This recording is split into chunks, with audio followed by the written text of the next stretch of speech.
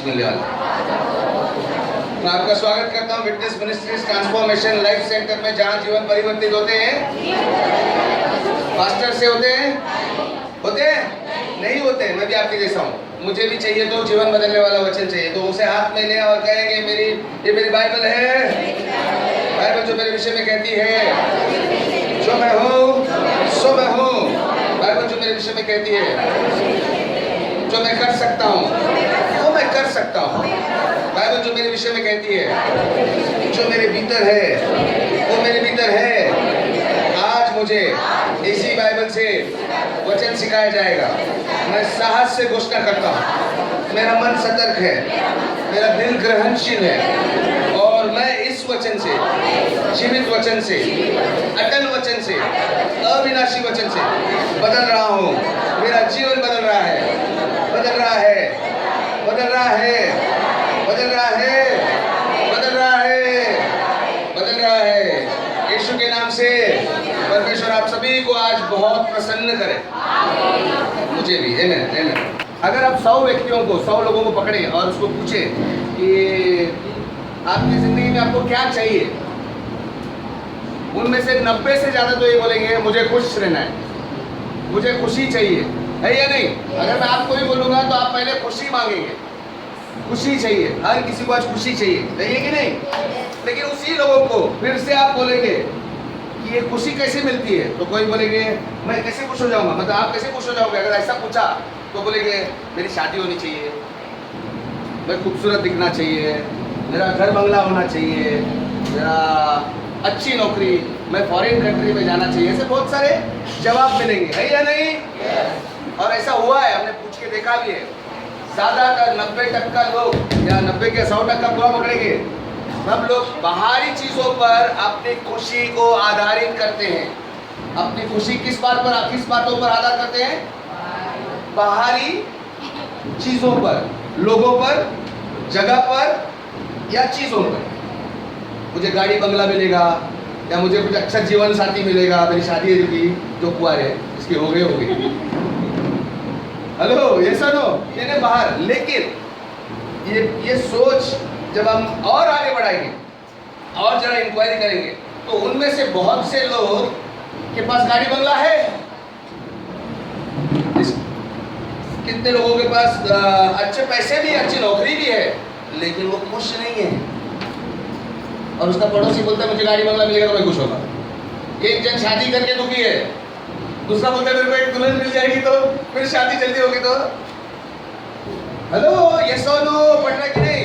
मतलब ये साबित हुआ है कि बाहर की चीजों पर हमारी खुशी आधारित नहीं है, ये अंदर की बात है। फिर से एटीट्यूड, दृष्टिकोण, बोलो दृष्टिकोण। क्योंकि गाड़ी बंगला, पैसा, मकान, लोग, ये सब आते जाते रहेंगे, ये बदलते रहेंगे, किसी का गारंटी नहीं है। ये सुनो, किसी का लाइफ में गारंटी नहीं। इतिहास गवाह है, राजा रंग हो गया, अमीर आदमी गरीब हो गया, हुआ है, या वो नहीं भी हुआ है तो उसकी परिस्थितियां बदलती गई है। ये सुनो, तो ये चीजें खुशी नहीं दे सकती, खुशी अंदर की बात है। के दृष्टिकोण से यीशु ने पहली बार जब प्रचार किया, जब धरती पर वो आया, 30 साल की उम्र तक वो माता पिता के साथ, अगर आप बाइबल गौर से पढ़ेंगे तो 30 साल की उम्र तक उसने अपने माता पिता का सेवा किया। क्योंकि इजराइल में माना जाता है सामाजिक सेवा जो होता है 30 साल की उम्र के बाद होती है। जब एक पुरुष 30 साल का होता है वो सामाजिक सेवा के लिए हकदार बनता है, ये बिकम्स एन एडल्ट और समथिंग लाइक दैट।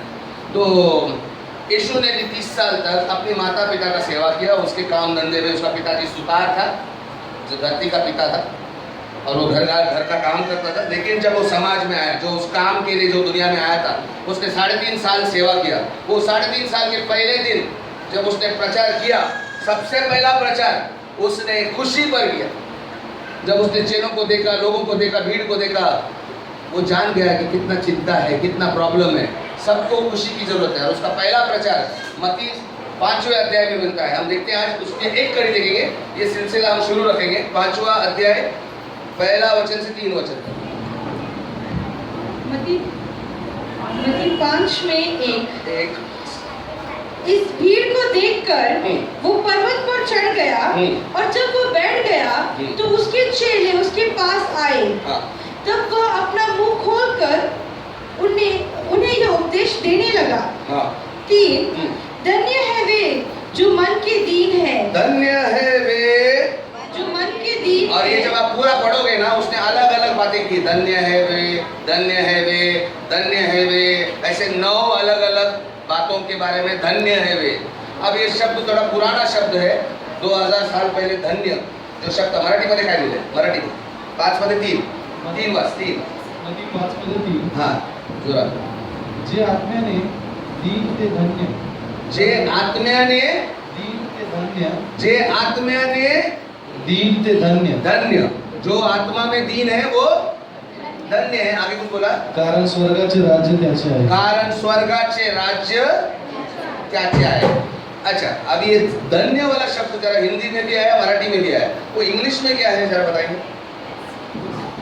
एनीबॉडी? किसका भी खुला है Bible? English read. Blessed read loudly. अभी का read loud. Blessed are the poor in spirit. धन्य का शब्द इधर आया है blessed are the poor in spirit. हम वो दीन वाली बात बाद में जाएंगे. पुअर इन स्पिरिट, आत्मा में दीन होना, उस बाद में जाएंगे. लेकिन पहले धन्य क्या है? पुराने शब्द है ये, 2000 साल पहले. आज ऐसा कोई बोलता नहीं कितनी धन्य है तो तू, ऐसा नहीं बोलता है. अरे कितना खुश दिखती है, चेन भी पीली एकदम. अरे प्रेमा सिस्टर काय बोलतात?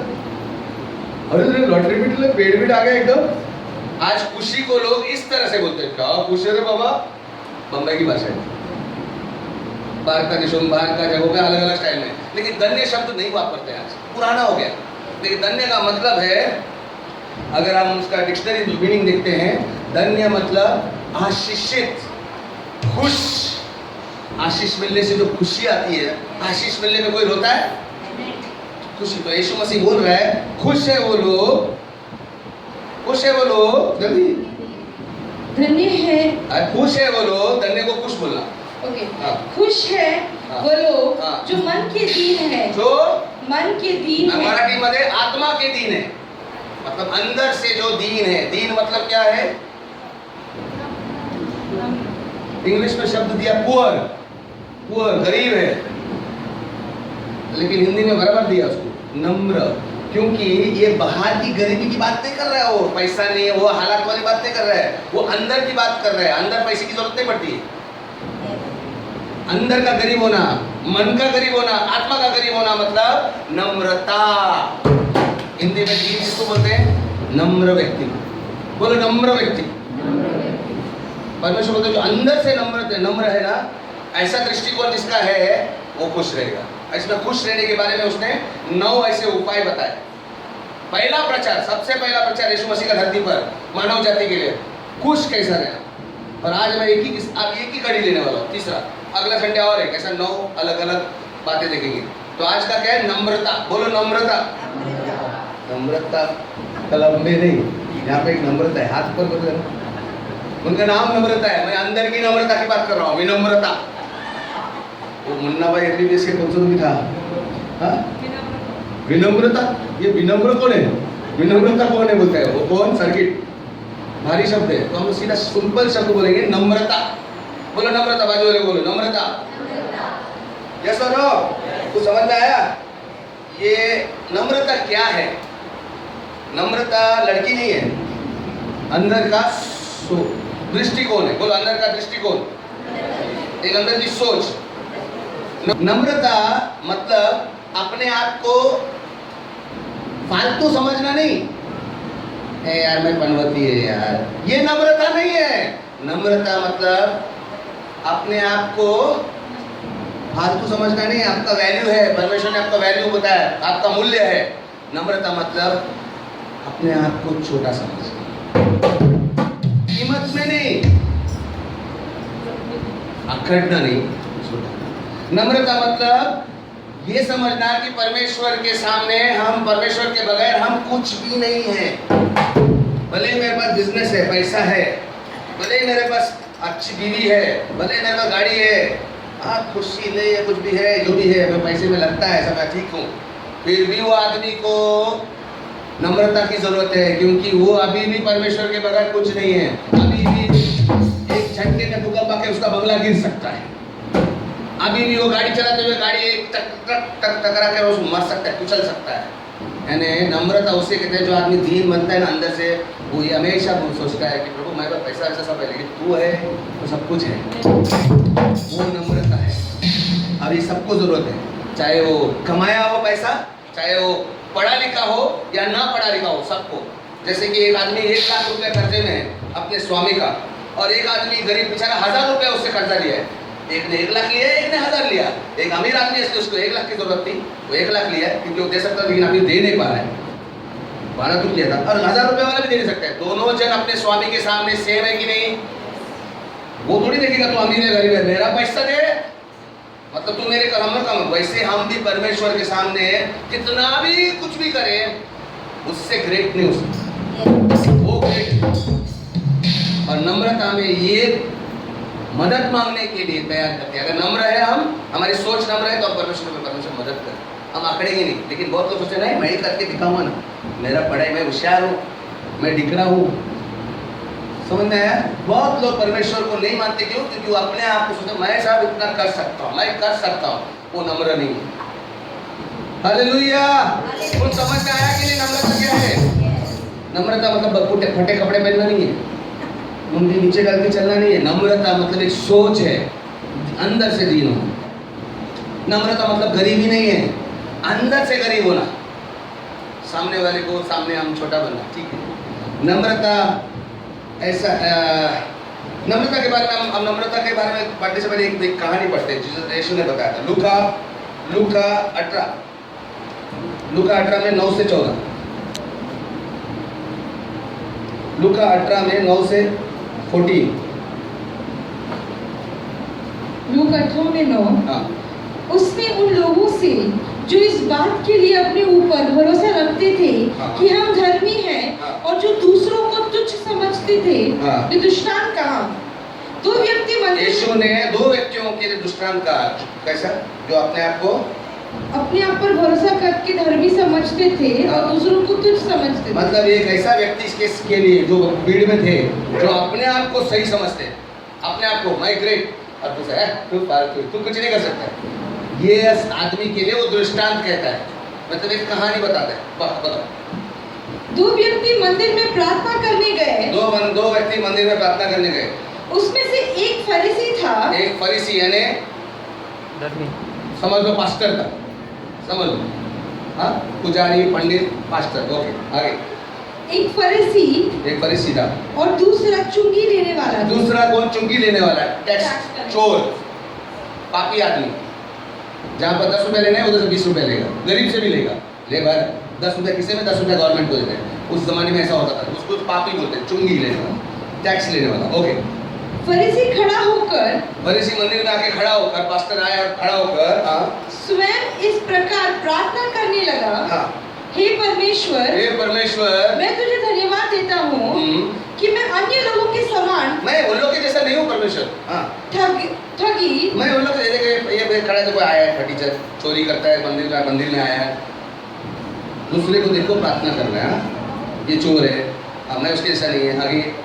ठगी, अन्यायी, मैं अन्यायी नहीं हूँ, वह व्यभिचारी नहीं हूँ, मैं लड़की को नहीं देखता हूँ, वो पापी लोगों का काम है। आगे। ना इस चुंगी लेने वाली के समान। हाँ, मैं पैसा भी किसी का चोरी नहीं करता हूँ। आगे। मैं सप्ताह में 2 बार उपवास करता हूँ। मैं उपवास भी करता हूँ 2 बार। हाँ। और जो कुछ मुझे मिलता है उसका 10वां अंश भी तुझे मैं 10वां अंश भी देता हूँ, वो भी चोरी नहीं करता हूँ। कितना ग्रेट आदमी होगा परमेश्वर। मतलब ये परमेश्वर को बोल रहा है, परमेश्वर मैं देखो कितना ग्रेट, मुझे तेरी कोई मदद नहीं चाहिए, मैं खुश हूँ।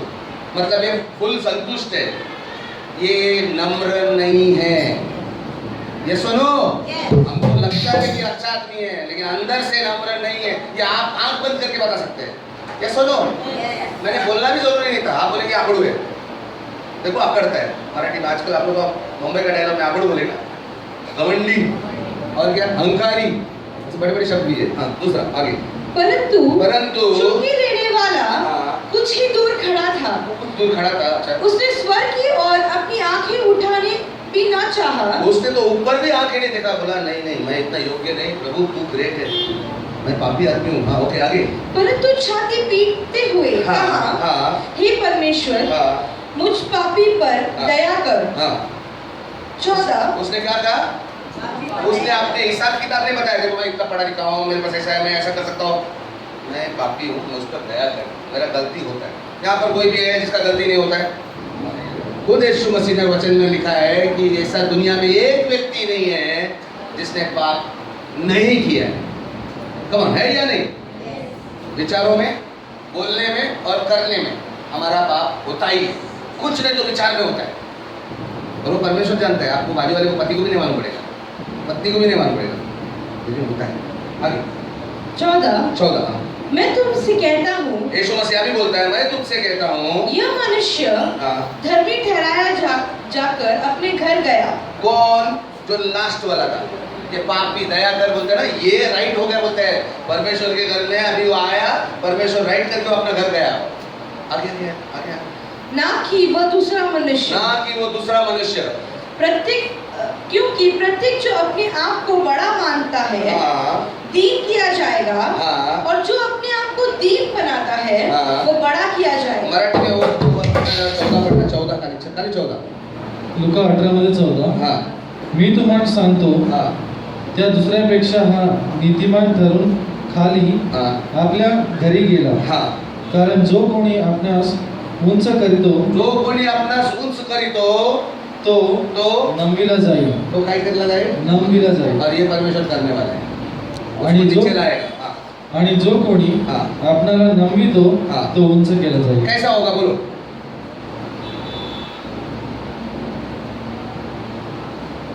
परमेश्वर का हाथ नम्र पे आता है ना.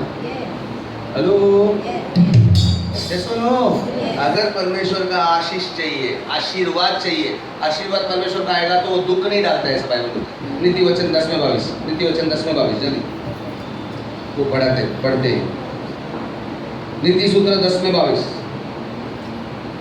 नीति वचन 10:22, यहोवा की आशीष ही से, यहोवा की आशीष ही से धन मिलता है. क्या मिलता है? धन मिलता है. बाइबल में लिखा है समृद्ध होता है. मराठी में लिखा है 10:22. बोलो. नीति वचन 10:22. परमेश्वराचा आशीर्वाद समृद्ध देतो, समृद्धि देतो. मतलब हर चीज क्षेत्र में समृद्धि, बुद्धि में समृद्धि, पैसों में समृद्धि, रिश्तों में समृद्धि, और उसके साथ और कुछ लिखा है. त्याच्या बरोबर तो आणखी कष्ट देत नाही. त्याच्या बरोबर तो आणखी कष्ट, मतलब शैतान का हाथ से भी पैसा आता है. मैं ये नहीं, परमेश्वर ने नहीं लिखा ऐसा कि नहीं आता है, आता है, वो भी देगा, लेकिन वो बाद में बराबर पीटता भी है. सुनो, तो परमेश्वर का आशीर्वाद मतलब खुशी देने का एक जरिया है, और शैतान का आशीर्वाद मतलब पैसा भी आएगा लेकिन दुख आएगा. खुशी सबको चाहिए. मैंने क्या कहा? ये सुनो, तो परमेश्वर बोलते हैं अंदर से नम्र बनो, ऑटोमेटिक खुशी का तुम्हारा टेक्निक बता रहा हूँ. धन्य है वो व्यक्ति, खुश है वो व्यक्ति जो अंदर से दीन है, नम्र है, जो आकड़ू नहीं है. अंदर का आदमी को आकड़ के दिखाओ मत, नम्र रखो, तो मुंह से भी नम्रता चलती. ये सुनो, बोलो नम्र बनो. अच्छा ये जो पादरी था, पास्टर था, वो आकड़ के बात कर रहा था, मैं दशवांश भी दे रहा है, परमेश्वर को ये सब हिसाब किताब दिखा रहा था. वो क्यों कर रहा था? क्योंकि उसका क्या प्रॉब्लम था? अकड़. बोलो आत्मिक घमंड. अंदर से भी घमंड होता है, घमंड भी अंदर की बात है, और घमंड बहुत डेंजरस है. नीति वचन जल्दी निकालना. 16:18, नीति वचन 16:18, नीति सूत्र 16:18. नीति वचन 16:18. विनाश से पहले घमंड होता है. मतलब क्या हुआ? घमंड पहले आता है, बाद में विनाश. बोलो घमंड पहले आता है, पीछे कौन आ रहा है? जैसा घमंड आया पीछे से विनाश आ गया. सत्यानाश होने वाला है, गारंटी. जो भी आदमी घमंड है, आपके आसपास में भी देखो उसका वाट लगेगी है, लेकिन अभी तक भी हिगड़ी नहीं गई. होता ना, रस्सी जल गया, बल नहीं, क्या वो डायलॉग है, लस्सी जल गई लेकिन अभी भी अकड़ता है, तो वो खुद ही करना पड़ेगा ना। तो अंदर की बात है, यस और नो। उसको कोई माँ बाप नहीं सुधार सकता है, उसको पास्टर भी कुछ नहीं कर सकता है, वो अंदर खुद ही करना पड़ेगा। ये दृष्टिकोण की बात है, बोलो दृष्टिकोण। तो नम्रता का विरोध कौन कर रहा है? घमंड। एक कहानी याद आई, एक शेर था जंगल में, उसका दिल में एक बार कुछ आया कुछ पूछने का, तो उसने बंदर को पकड़ा। बंदर कांप रहा था, ये खाया क्या बोलूं? तो उसने बोला जंगल का राजा कौन? आप सरकार। बेचारा तरता रहता है, ओके जाने दिया उसको। फिर भालू आया, भालू को पकड़ा और खड़ा हो गया। उसने बोला जंगल का राजा कौन? आप सरकार। खुश हो गया एकदम, गया और किसी को ज़ीब्रा को पकड़ा, उसको भी बोला, घोड़े को पकड़ा, उसको भी बोला। आखिर में एक हाथी दिखा दे, हाथी के ऊपर भी पंजा मारा, बोला जंगल का राजा कौन? हाथी ने सूंड लिया, सीधा पटका दिया, 50 फीट ऊपर मार दिया, जंगल के झाड़ पटका दिया उसको। बोलते अरे यार उत्तर नहीं मालूम है तो इतना बेशरम से बर्ताव तो मत कर। राजा को ये शेर को सीखना होगा थोड़ा नम्र बनने के लिए। हेलो, नहीं तो विनाश आने वाला है। बच्चों को देखा जाता है, लेकिन आप समझ गए कि विनाश पीछे पीछे आने वाला ही है। जो अकड़ता है अंदर से अंदर, शेर अकड़ रहा था। हेलो, वो सवाल सीधा पूछने नहीं था, वो अकड़ रहा था। ये सबको मालूम पड़ता है, हमारा अकड़ना जल्दी दिखाई देता है। पीछे पीछे शैतान अपना पूरा विनाश लेके आता है, पूरा कचरा आपकी जिंदगी में लाने आता है। तो बोलो नम्रता ज्यादा अच्छा है। हालेलुया। नम्रता। ये आप टीवी जो देखते हैं, टीवी में स्पोर्ट्स चैनल पे आपको दिखने मिलेगा, जोश कुबेरो बोल के एक फेमस आदमी था। उसका शौक था सांड के साथ खेलना। वो लाल कपड़ा पकड़ते हैं ना वैसा। तो वो उधर स्पेन में ऐसा एक प्रतियोगिता होती है जहाँ सांड को छोड़ा जाता है। वो सांड बड़े बड़े सींग वाले होते हैं और उसमें मौत या तो खिलाड़ी की होती है या तो सांड की होती है। कोई एक मरना ही है, छोड़ना नहीं होता है, खाली कपड़ा दिखेगा ऐसा नहीं, मारना होता है। खाली ऐसे उस सांड को मारना पड़ता है वो प्रतियोगिता जीतने के लिए। तो ये बहुत माहिर था आदमी, बहुत नामचीन आदमी था। 21 साल की उम्र में एक बड़ी प्रतियोगिता हुई, फेमस था। उस प्रतियोगिता स्पेन में वो सांड को छोड़ा गया और सांड को उसने बहुत भाला मारा था और आखिर में उसने गुप्ची करके तो उसको सांड को गिरा ही डाला, भाला उसके अंदर घुसा के। और इतने में लोग वाह वाह कर रहे थे, स्टेडियम भरा था। तो उनको सांड को गिरा, जैसे गिर गया तो लोगों को ऐसा ऐसा करने लगा, मतलब उसकी वाह वाह करने का रिस्पॉन्स दे रहा। अचानक वो सांड उठा और उसने अपने सींग से उसको पीछे से जो घुसाया, उसको मालूम भी नहीं था। वो तालियों को ऐसा ऐसा कर रहा था, सबके लोगों की तालियों को वापस जवाब दे रहा था। पीछे से सांड ने जो ऐसा घुसाया इसके पीठ से, जो उसका सींग, वो इधर जाके दिल पंक्चर कर दिया, उसका हृदय को पंक्चर कर दिया। और वो आदमी 21 साल का जोश कुबेरो, जो फेमस आदमी है लड़ाई में से, कभी उसको हरा नहीं सकता था कोई भी, सांड मर गया। हमारा घमंड भी ऐसे ही कुछ है। हमको लगता है कि अरे हमने छोड़ दिया, मैं घमंडी नहीं हूँ, सडनली उठ के आपको गिरा डालेगा। कभी मत समझना कि घमंड मेरे को नहीं आ सकता है, किसी को भी आ सकता है। और वो जब तक वो आपकी मौत लेके नहीं जाता है, इसलिए ध्यान बार बार मिनट में चेक करना है, सेकंड में चेक करना है कि हम घमंडी तो नहीं हो रहे, अंदर से अकड़ तो नहीं आ रही है। नहीं तो फिर आप कितना भी इधर आओ सत्संग में, आपके अंदर से जो घमंड उठ रहा है उसको नहीं रोक पाए तो आपको मार डालेंगे वो सींग वाले सांड की तरह। तो बोलो नम्रता ज्यादा जरूरी है। हालेलुया। एक पुरानी कहानी मुझे याद आई। 2 विद्वानों को एक सेठ ने गांव में अपने घर में मेहमान नवाजी करने के लिए बुलाया। 2 विद्वान मतलब महाज्ञानी लोग। ये सेठ ने बोला उनका आदर सत्कार करेंगे, उनको न्योता दिया, आमंत्रण दिया। ये दोनों लोग आ गए। उस शहर के 2 बड़े विद्वान थे, पढ़े लिखे, आए, उनका आदर सत्कार किया, उनको नाश्ता विश्ता अच्छा दिया। फिर रात का पकवान खाने के लिए उनको बोला कि आप अभी स्नान कर सकते हैं। तो जब एक स्नान करने गया, बाथरूम एक ही था, तो एक स्नान करने गया तो दूसरा तौले लेके बाहर खड़ा था। तो इस सेठ ने पूछा, आपका मित्र तो बहुत महाज्ञानी लगता है। तो ये विद्वान को आया गुस्सा, उसका अहंकार को चोट लग गया, उसको बर्दाश्त नहीं हुआ उसकी तारीफ। मतलब क्या महाज्ञानी, ये तो बैल है। ये सेठ चुप हो गया। इतने में वो बाहर आया, तौलिया लेके गया अपना रूम में, ये अंदर गया। तो सेठ ने दूसरे पहले वाले वो ज्ञानी जो अंदर स्नान कर रहा था उसको पूछा, आपका मित्र बड़ा विद्वान है?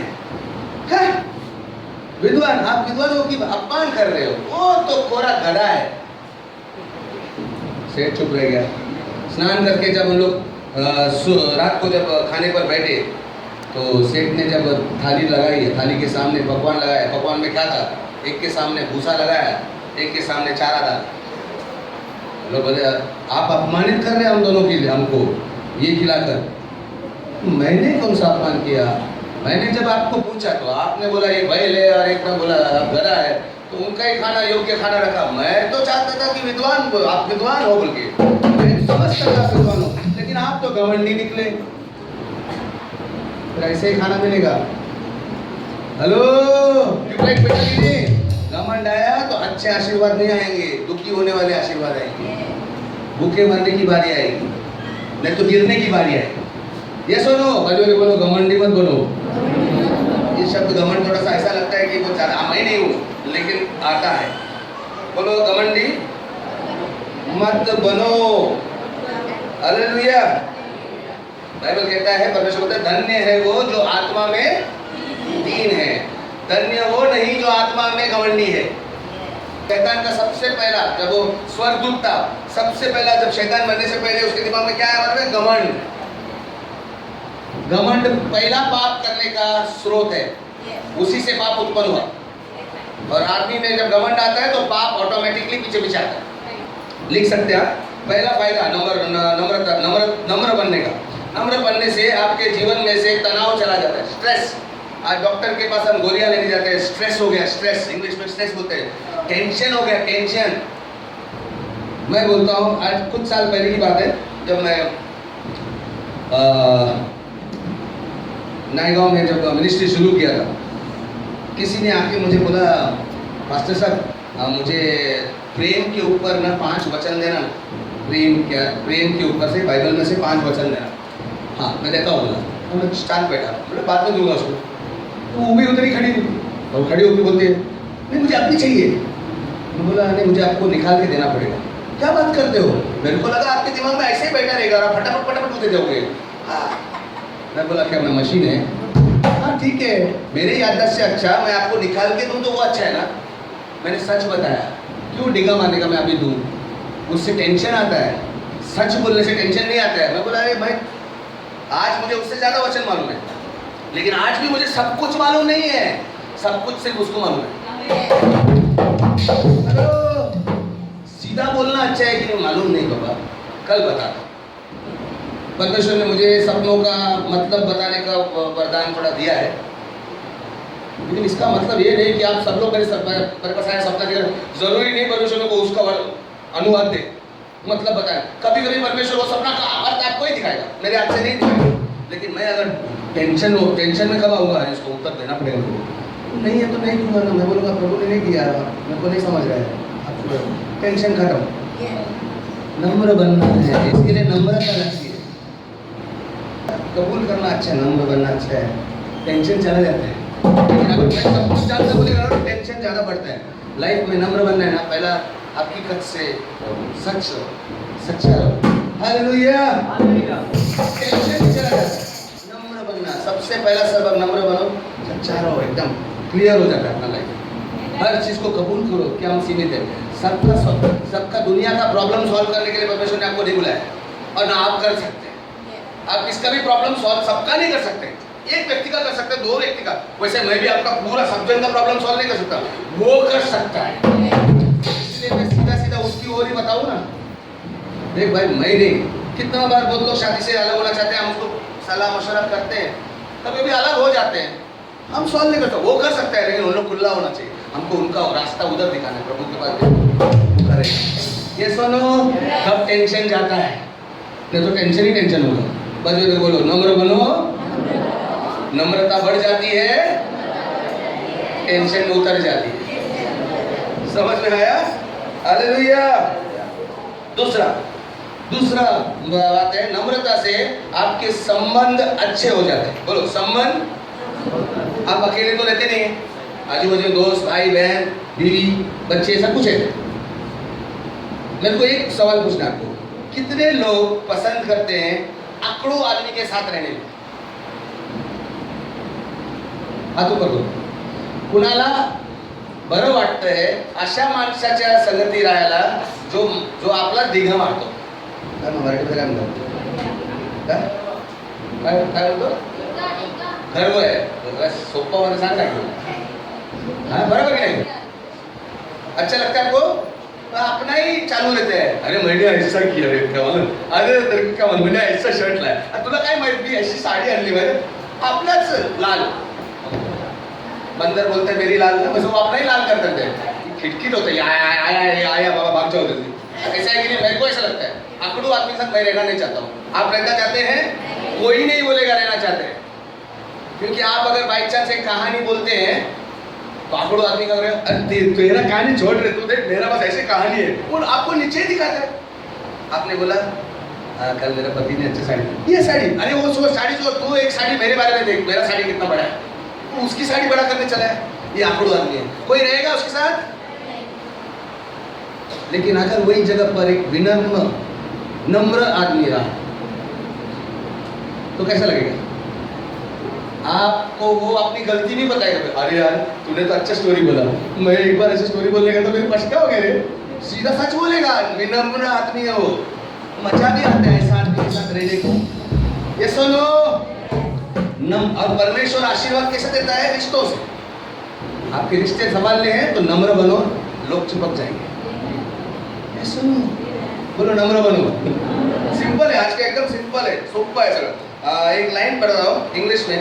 When you become interested in others, English वाले सुनो. When you become interested in others, वो वाला इंटरेस्ट है बॉयफ्रेंड गर्लफ्रेंड वाला. नहीं तो लोग मेरे को बोलेगा पास्ट ने बोल दिया, चांस दिया. When you become interested in others, you become interesting to others. Hindi में बोलता हूँ. जब तुम दूसरों में दिलचस्पी लेते हो, जब तुम लड़की में नहीं, दूसरों में, जब दूसरों में दिलचस्पी लेते हो, तुम दूसरों के लिए दिलचस्प बनते हो. तुम दूसरों के लिए दिलचस्प बनते हो. आकड़ू आदमी भाग जाइए, आगे भाग जाएंगे लोग आपसे, आप करेंगे. नम्रता से आपके सामने आएंगे. जब आपकी लाइफ में जरूरत आएगी ना, वो ही लोग मदद करेंगे आपको. आप दिलचस्प होना चाहिए. और दिलचस्प आदमी जो नम्र रहता है वो आपकी गलतियां बताता है. और वैसे भी हुआ रही गलती, आकड़ू कभी नहीं बताएगा. वो आपकी गलती बताएगा. छोड़ देते हैं तो मेरा देख, मेरा कहानी देख, मेरा साड़ी देख, मेरा घर देख, मेरा बंगला देख, मेरी गाड़ी देख. तेरी गाड़ी कुछ नहीं, सब उसका ही देख. बंदर कैसा बोलता है पैसा. ओके. दूसरा इतिहास 7:14. दूसरा इतिहास 2 क्रॉनिकल्स 7:14.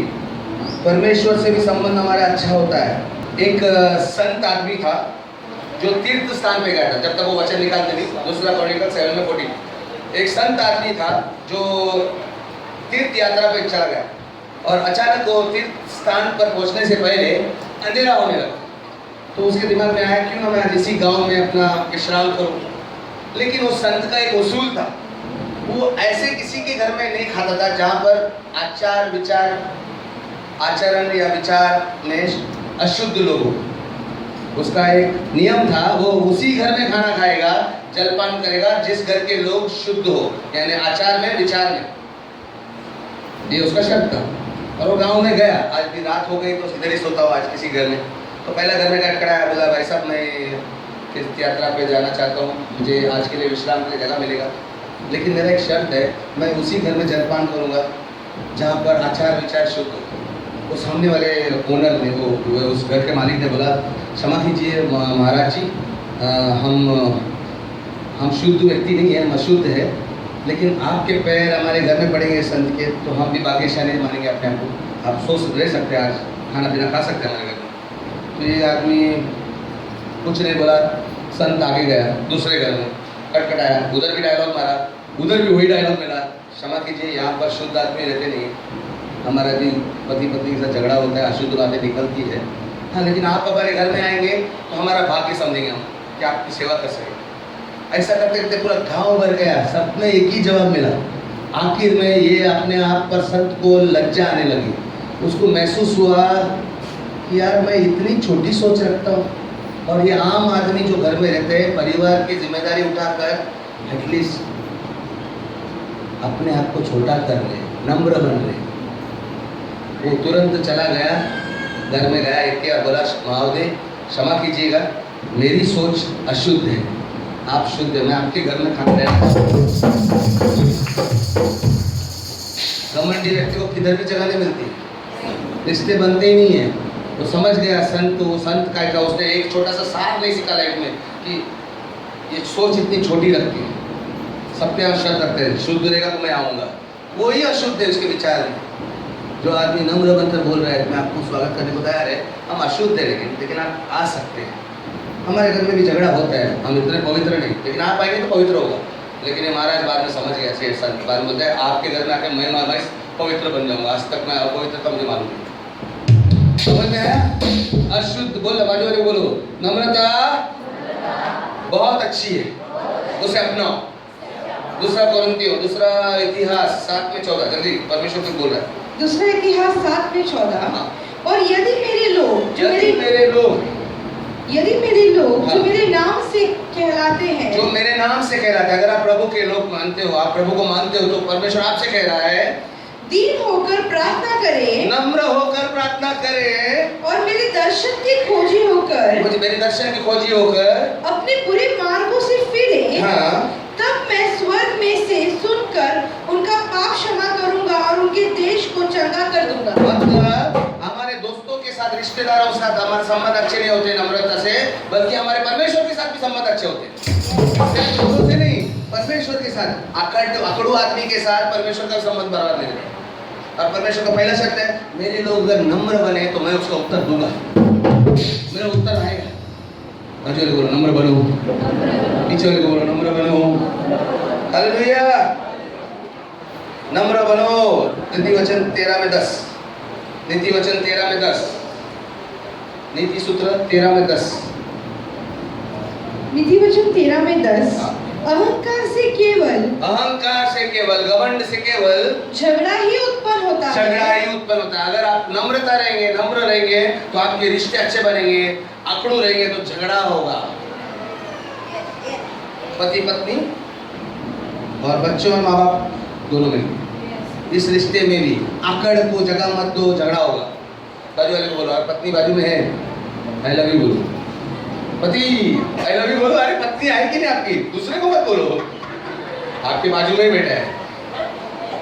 अच्छा पति बोलो यार, पति बोलो आई लव यू, मुझे झगड़ा नहीं चाहिए, मैं नम्र बनता हूँ। सबसे पहला उधर ही लपड़ा है, शैतान बराबर विनाश लाता है। पति पत्नी के रिश्ते में भी रिश्ता निभाने देते ये आकड़। ये सुनो, हालेलुया। तीसरा फायदा ये बहुत इंपॉर्टेंट है। नम्रता से परमेश्वर का पावर दिखाई देता है, क्योंकि परमेश्वर के सामर्थ्य के बगैर हम कुछ नहीं कर सकते। और परमेश्वर का पावर चाहिए कैंसर निकलने के लिए, किडनी स्टोन निकलने के लिए, और क्या क्या निकलना है, बुरी बातें, जो भी बुरी बातें निकलनी है, सामर्थ्य चाहिए।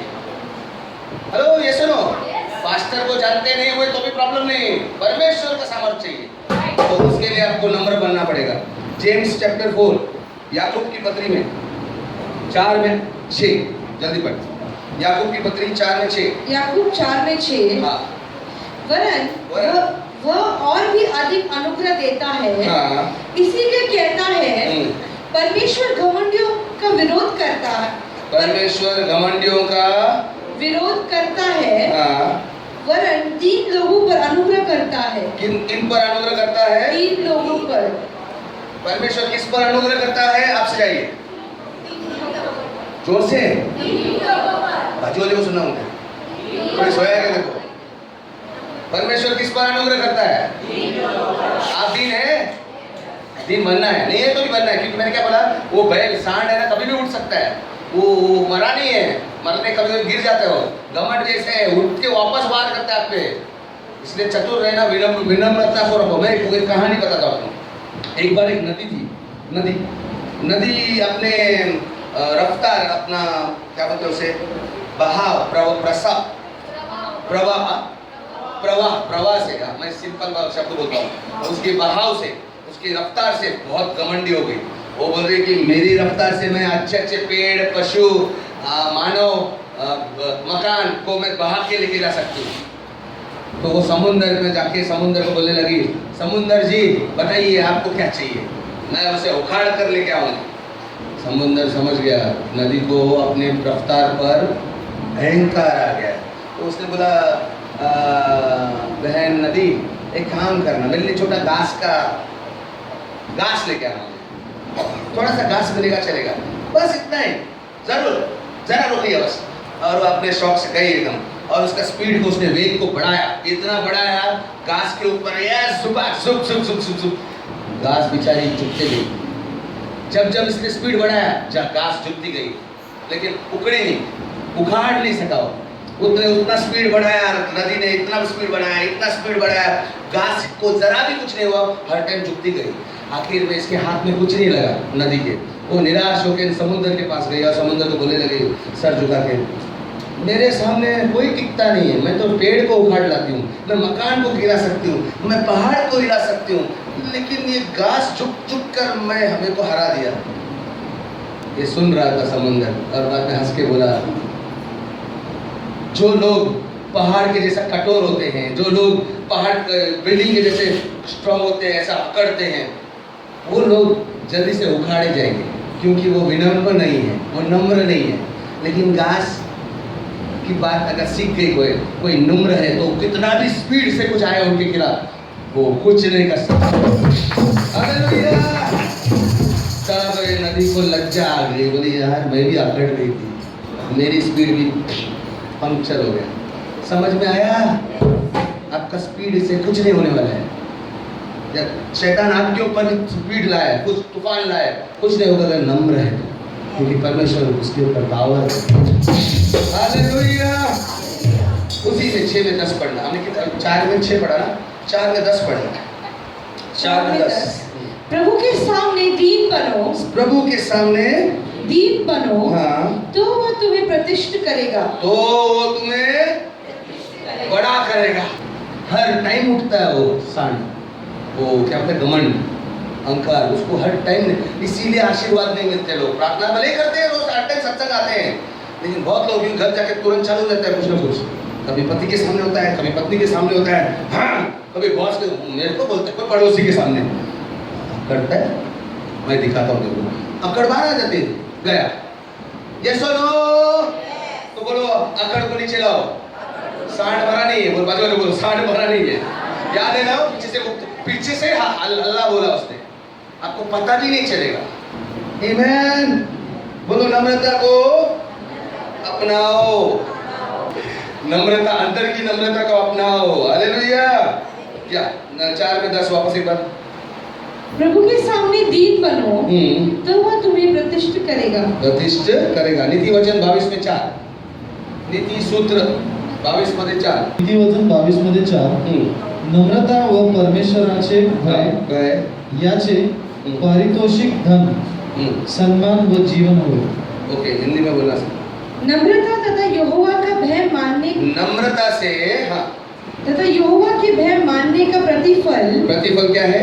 धन, सम्मान और जीवन है। और जीवन है। परमेश्वर का वचन, बार बार मैं ज्यादा वचन नहीं लूंगा, धन, सम्मान और जीवन है। धन मिलेगा तो खुशी होती है, मिलती है। सम्मान मिलेगा तो खुशी मिलेगी, जीवन मिलेगा तो उससे ज्यादा खुशी मिलेगी।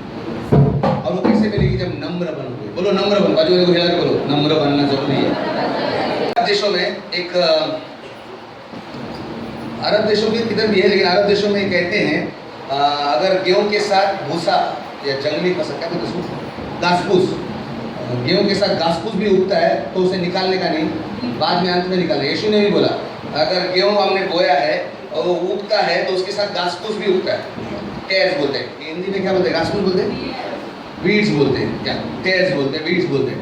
तो उसको तभी नहीं उखाड़ते, उसको उगने देते हैं, बाद में उखाड़ते हैं, क्योंकि अगर पहले उखाड़ा जाए तो पता नहीं चलेगा आप गेहूं को उखाड़ सकते हैं। क्यों मालूम है? क्योंकि अभी इसको फोटो सबको दिखेगा कि मालूम नहीं, लेकिन मैं फिर भी दिखाऊंगा। शुरू में जब वो घास और जंगली घास साथ साथ उगती है तो दोनों सेम कलर का दिखते हैं, आपको समझेगा भी नहीं कि आपने घास उखाड़ा, सॉरी गेहूं उखाड़ा। अच्छा फसल निकल सकता है, इसलिए उसे साथ में उगने देते हैं। ये शेतकरी लोगों को मालूम रहेगा। हाँ, तो साथ में दोनों सेम कलर लेते हैं, लेकिन अरबी लोग होते हैं बाद में मालूम पड़ता है गेहूं कौन सा है। जो झुका हुआ है वो गेहूं है। गेहूं जब ऊपर उठता है तो उसके फूले फूले क्या बोलते हैं, फूले, इसको क्या बोलते हैं, कान, कान, हाँ कान, यस कान बोलते हैं ना। तो जो भी आपको मालूम है, आप ये जो आते हैं ना उसमें गेहूं रहते हैं, कान मान जो भी है वो झुके रहते हैं। हमको भी पूरा कान मान सब झुकाना बोलते हैं। जो भरा हुआ है वो झुकता है, लेकिन ये जंगली है ना, खड़ा रहता है, साकड़ है, उसमें कुछ भी नहीं है और उसका कलर भी बदलता है। ये काला हो जाता है और ये सोनेरी हो जाता है। जो झुकने वाला है वो सोनेरी हो जाता है। विनम्र आदमी भरा हुआ रहता है फलों से, वो झुकता है। जंगली भूसा अकड़ता रहता है, कुछ भी नहीं, सूखा है, कलर चेंज। आपको कब क्या बनना है, घास क्या क्यों? कमान, उसके लिए विनम्र बनो। बाजू वाले बोलो विनम्र बनो। आज मैं आपको नम्रता का 3 फायदे या 4 फायदे बताया कि किस तरह से है। खुशी पाने का सबसे बड़ा जरिया क्या है? खुशी पाने का सबसे बड़ा जरिया है, जोर से, खुशी पाने का सबसे बड़ा जरिया, प्लीज सेक्टर 19 के घर में मत घुसना उनके घर में। आप नम्र बनो, नहीं तो नम्रता के घर में खुशी नहीं बांट रही है। समझ में आया? नम्र अंदर से पैदा करो तो आपको खुशी मिलना गारंटी है। अगले संडे में हम सीखेंगे खुशी पाने का दूसरा तरीका, लेकिन ये समझ में आया? नम्रता सिंपल था। अरे भैया एक बार बाजू वाले बोलो नम्र बनो, नम्र बनूंगा बोलो। अब वो तो क्या दूसरे को बताना, बोलो मैं नम्र बनूंगा, मैं नम्र बनूंगा। और नम्रता कपड़े में नहीं है, आपके बाहर, आप नम्र अंदर से बनना होगा।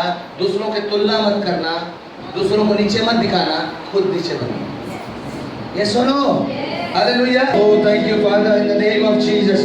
यीशु के नाम से मैं सारे मंडली पर अभिषेक बोलता हूँ। जो भी यहाँ पर दीन हुए हैं प्रभु जी, तू जानता है, तू हृदय को पहचानने वाला, तू मनों को जानने वाला, पहचानने वाला परमेश्वर है। इस समय तू आशीष कर। तेरा वादा है कि जो दीन है मन की, वो धन्य है, वो आशीर्वादित है, वो खुश होंगे। यस लॉर्ड, और खुशी तेरे आशीष से मिलती है। Blessed are they Lord. मैं तेरे आशीष को इन पर इस समय रिसीव कर, स्वीकार कर, यीशु तेरे नाम से। कोई तो कहे आमीन। बोलो मैं धन्य हूँ क्योंकि मैं दीन हूँ, मैं धन्य हूँ।